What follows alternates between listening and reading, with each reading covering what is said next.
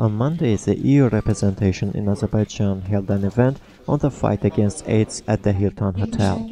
As the head of representation Roland Korbia said, every day 7,400 people are infected with AIDS worldwide.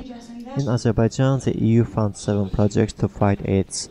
The authors of the projects reported on their activities. According to them, the projects cover educational activities, protection of the rights of AIDS patients, as well as formation of a network of people belonging to this category.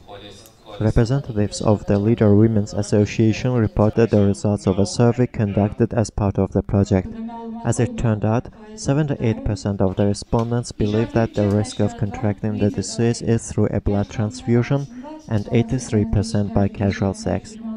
The attitude towards AIDS patients is abnormal. Only 16% of the respondents have a positive attitude towards such patients. 65% of the respondents prefer to stay away from contact with them.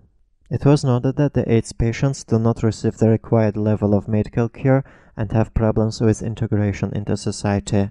There are problems in the health of children born to AIDS patients. Moreover, there are no statistics of such children.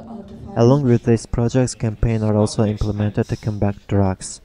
Of the 27,000 drug addicts, 511 are women.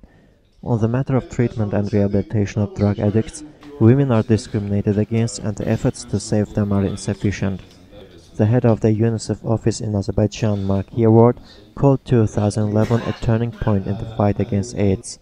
According to him, the number of HIV infections has recently reduced. The head of the Center to Fight AIDS, Esmira Almamedova, noted that Azerbaijan is among the countries where the level of viral development is the lowest. Roland Korbia, head of the EU representation, promised to do his best to help him fight against AIDS.